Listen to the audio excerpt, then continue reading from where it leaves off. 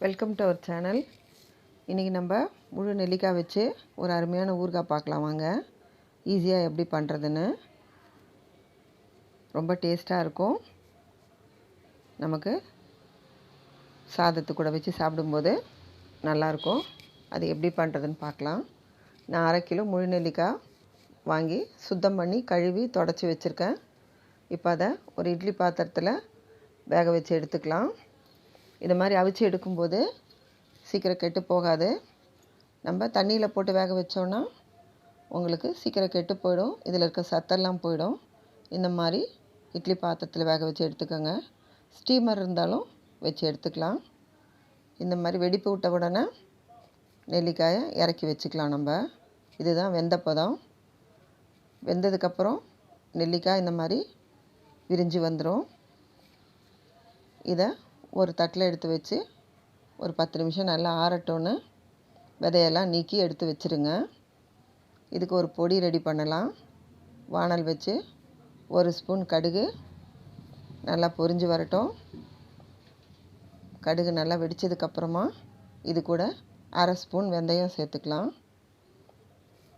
வெந்தயம் அதிகம் வேண்டாம். ஏற்கனவே நமக்கு நெல்லிக்காயில் துவர்ப்பு அதிகமாக இருக்கும். அதனால் 1/2 ஸ்பூன் வெந்தயம் போதும்.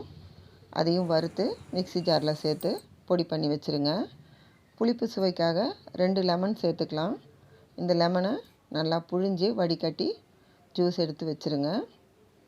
இப்போது நம்ம நெல்லிக்காயை பிரித்து தனித்தனியாக எடுத்து வச்சுருக்கோம். இந்த நெல்லிக்காயை ஊறுகாய்க்கு எப்படி சேர்க்கறதுன்னு பார்க்கலாம். பாருங்கள், இந்த மாதிரி தனித்தனியாக பிரித்து வச்சுக்கோங்க. மறுபடியும் வானல் வச்சு ஒரு குழிக்கரண்டி நல்லெண்ணெய் சேர்த்துருங்க. எண்ணெய் காயட்டும். தாளிப்புக்கு கடுகு 1 ஸ்பூன் நல்லா வெடித்து வரட்டும். கடுகு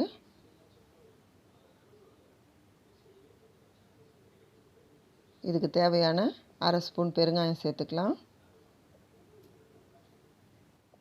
தூள் பெருங்காயம் இல்லைன்னா கட்டி பெருங்காயத்தை கடுகு வெந்தயத்துக்கூடயே வறுத்து மிக்சியில் அரைச்சிக்கலாம். நம்ம இப்போது இந்த நெல்லிக்காய் இது கூட சேர்த்து இதுக்கு தேவையான உப்பையும் சேர்த்து வதக்கிக்கலாம்.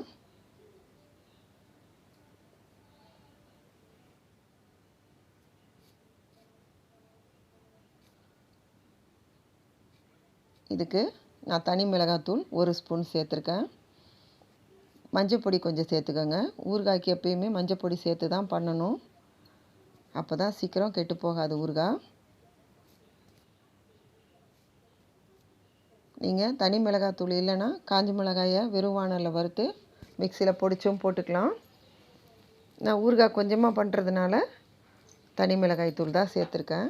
ரெண்டுமே நல்லா தான் இருக்கும்.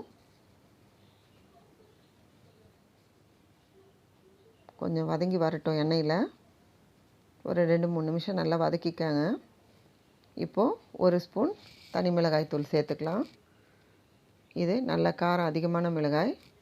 1 ஸ்பூன் போதும். இதுக்கு நான் போடுற அளவு போட்டு பண்ணிங்கன்னா உங்களுக்கு ஊறுகாய் நல்லாவே வரும்.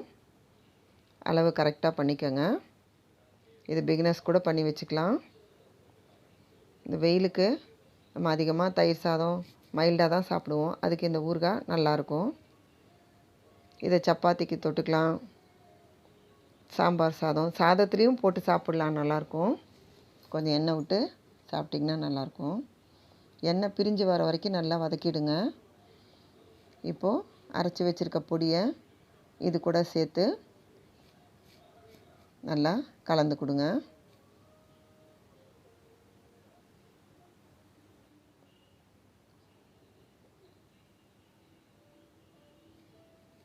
இது கலந்ததுக்கப்புறம் நம்ம ஸ்டவ்வை நிறுத்திட்டு தான் லெமன் ஜூஸ் சேர்க்கணும். அடுப்பு எரியும் போது நீங்கள் சேர்க்காதீங்க. லெமன் ஜூஸ் கசப்பு வரும். இதை நல்லா கலந்து கொடுத்துட்டு சிம்மில் வச்சு கலந்து கொடுங்க. ஸ்டவ்வை நிறுத்திடுங்க. நிறுத்திட்டு இப்போது இது கூட லெமன் ஜூஸை சேர்த்து நல்லா கலந்து ஒரு 1/2 மணி நேரம் அப்படியே வச்சுருங்க. லெமன் ஜூஸ் நல்லா அதில் சேர்ந்துடும். உப்பும் உங்களுக்கு எப்படி இருக்குன்னு பார்த்ததுக்கப்புறம் சேர்த்துக்கலாம். நான் போட்டிருக்கால உப்பு இந்த நெல்லிக்காய்க்கு கரெக்டாக இருக்குது. உங்களுக்கு உப்பு அதிகமாக தேவை அப்படின்னா இந்த பதத்தில் நீங்கள் உப்பு கொஞ்சம் சேர்த்து கலந்து நீங்கள் பாட்டிலில் போட்டுக்கலாம். கண்ணாடி பாட்டிலில் ஸ்டோர் பண்ணி வைங்க எப்பயுமே ஊறுகாயெல்லாம். இல்லாட்டி ஜாடியில் போடுங்க, பிளாஸ்டிக்கில் போடாதீங்க. பாருங்கள் எவ்வளோ நல்லா வந்திருக்குன்னு, சாந்து மாதிரி இருக்குது. எங்களுக்கு நெல்லிக்காய் பீஸாக வேணான்னா நீங்கள் நெல்லிக்காயை துருவிட்டும் யூஸ் பண்ணிக்கலாம். இல்லை மிக்சியில் ஒரு ஓட்டிட்டு கூட இந்த தாளிப்பில் சேர்த்து கலந்துக்கலாம். அது இன்னும் நல்லாயிருக்கும், உங்களுக்கு தொக்கு மாதிரி இருக்கும். நம்ம விருப்பம்தான், பீஸா வேணாலும் வச்சுக்கலாம், தொக்கா வேணாலும் பண்ணிக்கலாம். பாட்டில் நல்லா கழுவி வெயிலில் காய வச்சுட்டு அதுக்கப்புறம் ஸ்டோர் பண்ணுங்கள். இந்த ஊறுகாய் 1 மாதம் ஆனாலும் கெடாது. ஃப்ரிட்ஜில் வச்சும் நீங்கள் யூஸ் பண்ணிக்கலாம், வெளியில் வச்சும் யூஸ் பண்ணிக்கலாம். ஈரக்கரண்டி போடாதீங்க, கை போடாதீங்க, மர ஸ்பூன் யூஸ் பண்ணுங்கள். அப்போ உங்களுக்கு நல்லாவே இருக்கும்.